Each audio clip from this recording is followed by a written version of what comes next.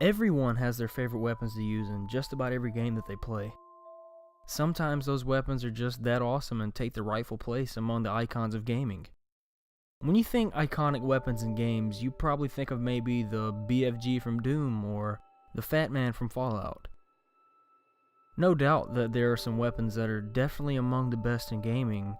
Everyone still has their own opinions as to what is their definition of iconic.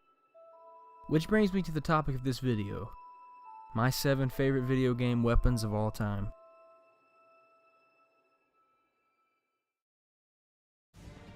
The Tomahawk of Assassin's Creed is without a doubt the funnest weapon to use in the entire series. The item itself, and more specifically the Assassin's Tomahawk used by Connor, is incredibly unique to the franchise, as Assassin's Creed 3 is the only main game in the series to have it available. The use of the Tomahawk is essential to Connor's brutal fighting style and fits perfectly with his Native American heritage. One thing I really love about the Tomahawk is how fluid it is in combat, which makes wrecking the Redcoats an enjoyable breeze. That and the head of the Tomahawk is in the shape of an assassin's insignia, which I find really badass. There isn't really much to say when it comes to Cloud Strife's iconic weapon, the Buster Sword. It's the starting weapon of Final Fantasy VII, which means that it is also the weakest weapon in the game. It looks really cool though.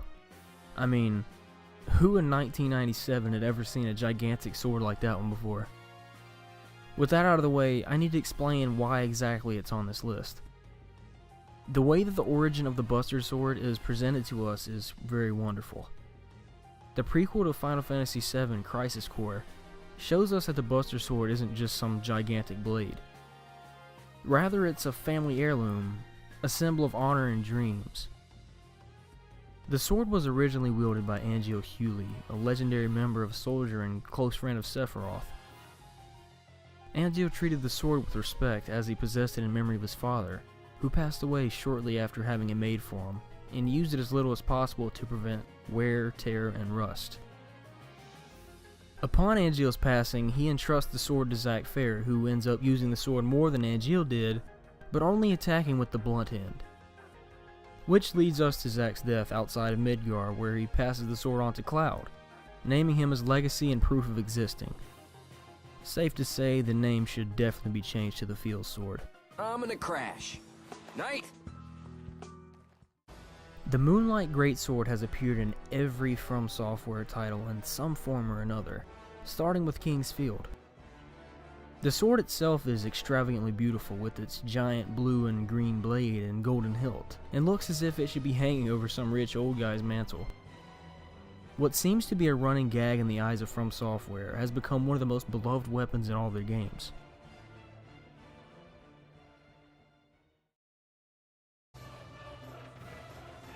Forged in the depths of the underworld by Ares himself, the Blades of Chaos were made specifically for a servant who proved the most worthy of his service. The blades are imbued with fire, igniting with every attack performed by the user, and the chains allow for the blades to stretch out a set distance in fluid motion no matter who used them. The chains themselves were permanently seared onto the forearms of the user, serving as a reminder of their oath to the god of war. Upon pledging his life to Ares, Kratos becomes that servant worthy enough to be the champion of the god of war, which would ultimately be the downfall of Ares and the entirety of Olympus afterwards.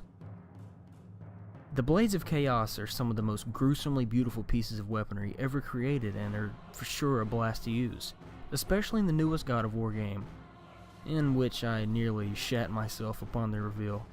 No joke.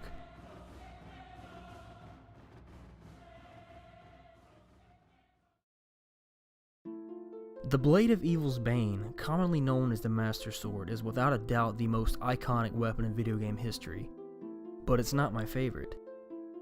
I respect it enough to acknowledge its greatness obviously, and finding it in every Zelda game I've ever played has always been, and will continue to be, some of the most triumphant moments ever. It never gets old to always be the one to prove their worth and draw the sword from the stone, so to speak. The blade stays true in the way that it looks, and mostly is the same throughout all of its appearances. While the sword in more recent titles is simply just a better looking, more powerful variant of the basic sword, it acts as a catalyst for time travel in Ocarina of Time, and is always associated with the legend of the Hero of Time.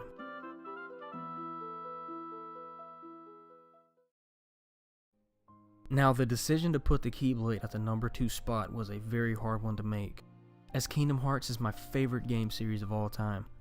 The design of the Keyblade is incredibly unique, as there has never been any game ever that has used a giant freaking key as a weapon. And to my surprise, I never questioned it once. I think that bashing Heartless with a gigantic key is awesome.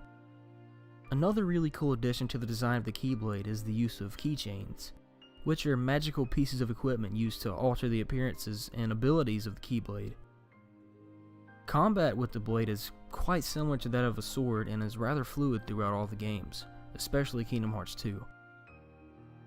While there is a lot of narrative significance regarding the Keyblade, I'm going to save everyone the trouble of explaining it for the time being. Let me know if you'd like me to elaborate on it at some point though.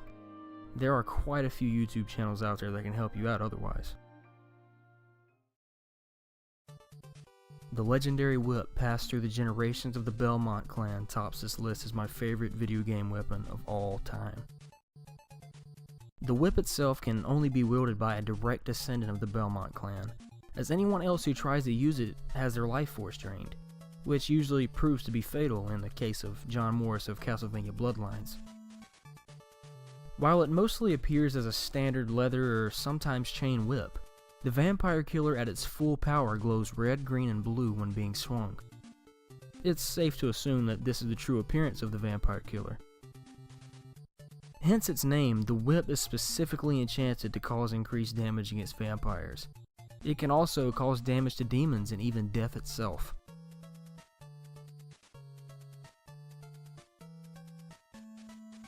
What are some of your favorite video game weapons?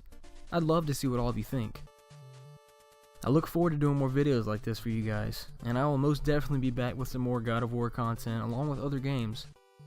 Be sure to like and share this video if you feel the need, and even subscribe if you want. As always, thanks for watching.